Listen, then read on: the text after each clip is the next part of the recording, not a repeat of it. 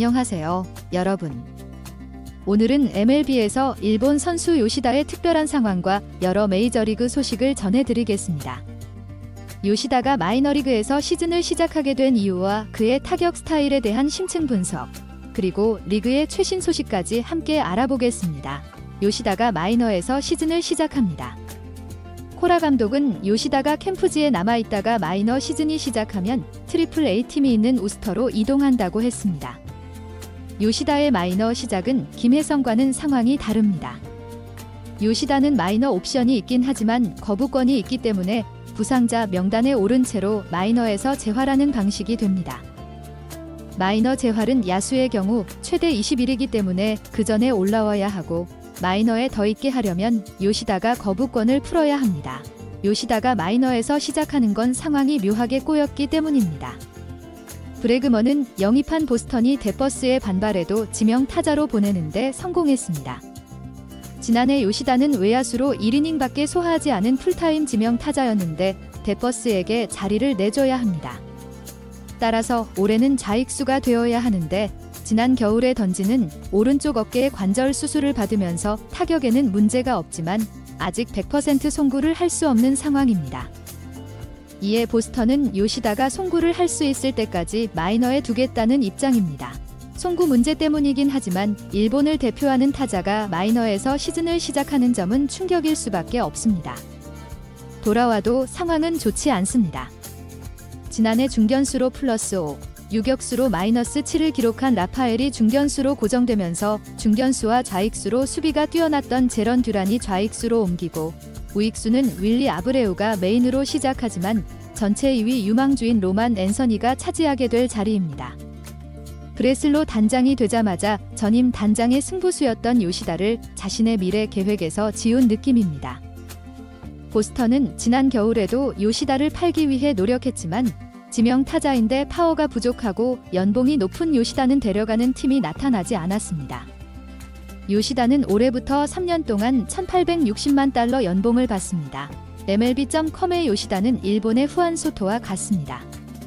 C+ 통계는 요시다가 177, 스즈키 세이아가 169와 같습니다.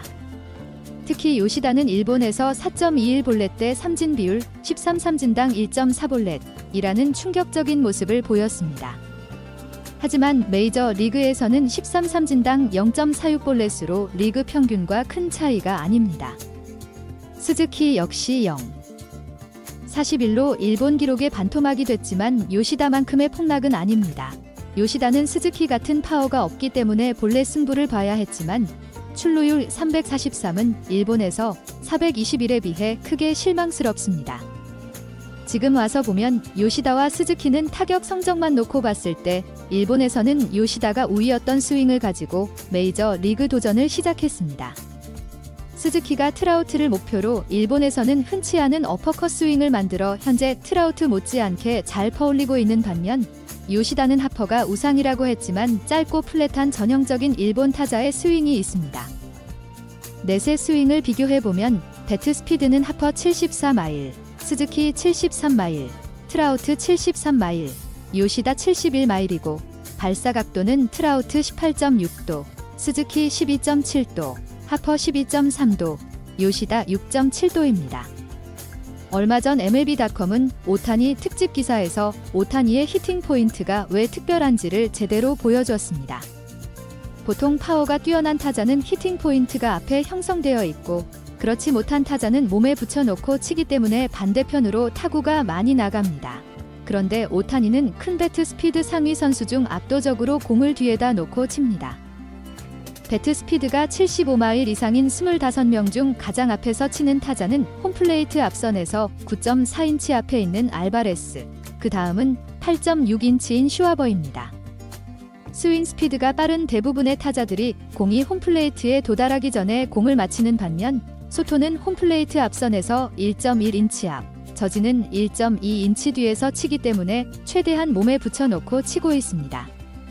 하지만 오타니의 히팅 포인트는 홈플레이트 앞선에서 3.7인치 뒤에 있기 때문에 오타니와 알바레스의 차이는 13.1cm라고 할 수 있습니다. 이렇게 히팅 포인트가 뒤에 있으면 공에 큰 힘을 실지 못해 장타가 적어야 하는데, 오타니는 엄청난 괴력을 통해 히팅 포인트를 가장 뒤에 만들고도 지난해 99장타를 기록한 겁니다. 히팅 포인트가 뒤에 있을 경우 장점은 공을 조금이라도 더 오래 볼 수 있다는 겁니다. 스타캐스트는 아직 모든 타자의 히팅 포인트를 공개하지 않고 있지만 타구의 방향으로 봤을 때 스즈키의 히팅 포인트가 앞에 있는 반면 요시다는 뒤에 있다는 걸 어렵지 않게 짐작할 수 있습니다. 요시다는 스즈키와 비교했을 때 배트 스피드와 타구 속도도 부족하고 플랫한 스윙을 가지고 있으며 히팅 포인트도 뒤에 있습니다.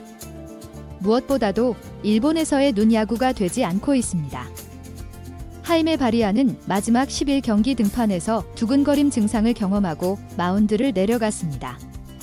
정밀 검사를 받을 예정입니다. 2022년 사이 영상 6위였던 맥클라나한은 2023년 8월에 받은 토미존 수술에서 돌아올 예정이었습니다. 클리브랜드는 외야수 스티븐 쾌바도와 5년 4,800만 달러 계약을 맺었습니다. 계약은 3년 차부터 7년 차를 커버하고 옵션 1년도 있습니다. 불펜은 막강하지만 선발은 그렇지 못한 클리브랜드는 지난해 4월에 토미존 수술을 받은 비버와 유사한 시기에 토미존 수술을 받았지만 예후가 좋지 않은 존 민스가 언제 합류할지 관건입니다.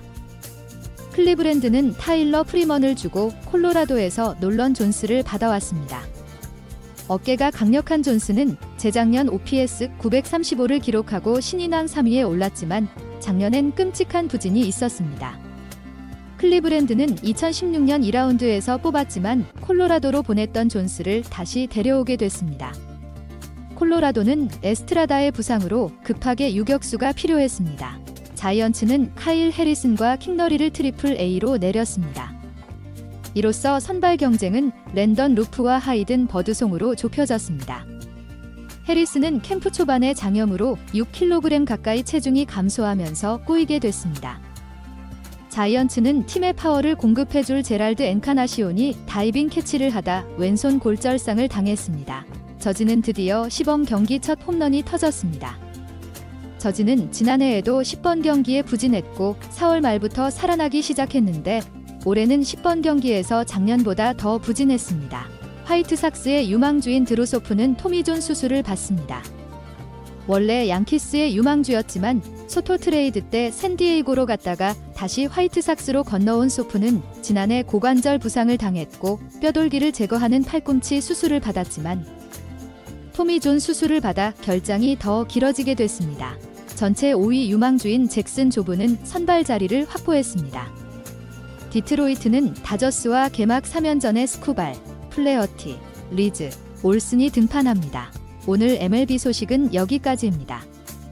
요시다의 마이너리그 시작, 그의 타격 스타일 분석, 그리고 여러 팀의 최신 소식까지 함께 알아봤습니다. 다음 영상에서도 유익한 야구 소식으로 찾아뵙겠습니다. 시청해주셔서 감사합니다. 좋아요와 구독 부탁드립니다.